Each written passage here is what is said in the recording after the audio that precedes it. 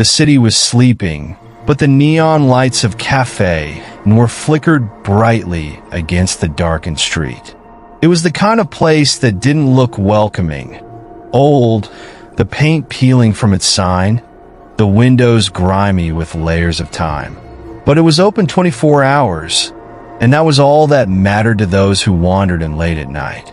The clock struck 12, and the only sounds that filled the street were the hum of distant traffic and the occasional flick of a street lamp's light. Inside the cafe, there was a warmth that seemed out of place for such an eerie hour, an odd comfort in the otherwise silent void of the world outside. Lena hadn't planned on coming here. It was more of an impulse, driven by her hunger and the gnawing need to be alone. She had just broken up with her boyfriend, and the sting of loneliness was more prominent now than ever. As she pushed the door open, the bell above the entrance jangled, startling her. The cafe was almost empty. The only patrons were a man in the far corner booth, a middle-aged woman at the counter, and a waiter polishing glasses behind the bar. Lena slid into a seat near the window, the distant sound of the city outside seeming muffled, as though there was something between her and the world.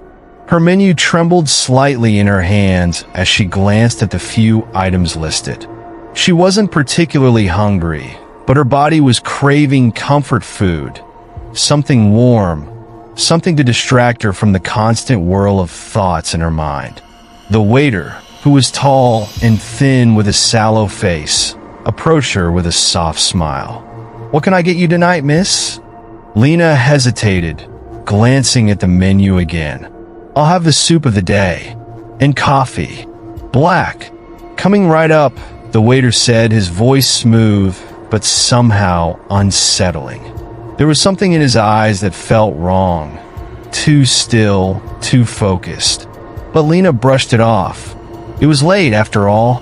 She tried to distract herself, scrolling through her phone, but her mind kept wandering. The breakup had been difficult, more than she cared to admit. Every text she saw, every song on the radio, seemed to remind her of him. What did he do differently?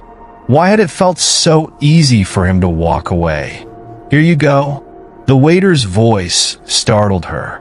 She looked up to find him setting a steaming bowl of soup in front of her, along with a coffee cup that seemed too big for the tiny table. The soup had an odd aroma, rich and earthy, with a scent that was almost unnatural. It made her stomach twist with a strange, inexplicable feeling. "Thank you," she muttered, picking up the spoon and stirring the soup. As she took the first bite, she felt the warmth spread through her, almost immediately soothing her. She had to admit, it was delicious, better than any soup she had ever tasted. She took another spoonful, savoring the rich flavor, but that gnawing feeling returned. The edges of her vision seemed to blur, and she suddenly felt as though the room was pressing in on her, like the walls were slowly creeping closer. Lena blinked and looked up, only to see that the man in the corner booth was now staring at her, his eyes cold and unblinking. His face was pale, almost translucent in the dim light. She quickly turned away, feeling a strange unease settle in her chest. But the man didn't look away. His gaze followed her every movement. It was unsettling, like he knew something she didn't. The woman at the counter had been silent the entire time, but Lena noticed she was looking at her now, her eyes dark and hollow. There was no life behind them, just an empty stare. Lena felt a shiver crawl down her spine, but she pushed the sensation aside. It was just her nerves, she reasoned. It was the loneliness. The room grew warmer, the air thickening with something she couldn't name. She reached for the coffee, but as she brought it to her lips, the liquid inside seemed to ripple, swirling unnaturally. A soft hum filled her ears, and she blinked rapidly, trying to shake the dizziness that was taking over. Something was wrong. Something wasn't right about this place. She put the cup down, but the hum wouldn't go away. It grew louder, more insistent. Her heart began to race. The cafe was too quiet now, too still. The man in the booth hadn't moved an inch. Neither had the woman. And the waiter, now standing behind the counter, watched her with an expression that made her skin crawl. "Are you feeling all right, miss?" the waiter asked, his voice too soft, too knowing. Lena nodded quickly, standing up. She didn't know what was happening, but she needed to leave. She needed to get out of there. But as she turned toward the door, the bell above it rang. But there was no one there. She paused, turning back to see the man in the booth standing now, his long, gangly form moving toward her. "You shouldn't leave," he said, his voice a rasp like it hadn't been used in years. "Not yet." Lena's breath caught in her throat. "Well, what do you mean?" His smile was a twisted thing, stretching unnaturally wide, his teeth yellow and sharp. "You're part of the feast now." Before Lena could react, the woman at the counter suddenly spoke, her voice a low whisper. "They always come. They never leave until the feast is done." The air grew colder. The lights flickered.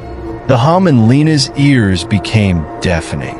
She took a step back, but the door was no longer there. Instead, a thick, black mist filled the entrance, creeping inward like a living thing. "You can't leave," the waiter said, his smile now stretching to an impossible length. "You're part of the meal. We're all part of it." Lena's heart pounded in her chest as she backed away, her mind racing. This couldn't be real. It couldn't be happening. She was dreaming, right? She had to be dreaming. But as she reached for the door again, she felt something cold wrap around her ankle. She looked down to see the shadows moving, writhing like snakes, pulling her toward the floor. "Help!" she screamed, but her voice sounded muffled, as if the walls themselves were swallowing her words. The man in the corner booth approached her, his long fingers reaching out. "Welcome to the midnight feast, my dear," he murmured, his voice low and inviting, yet laced with a malice that chilled her to her bones. The shadows closed in around her, and as the darkness enveloped her, she heard a final whisper. "They never leave."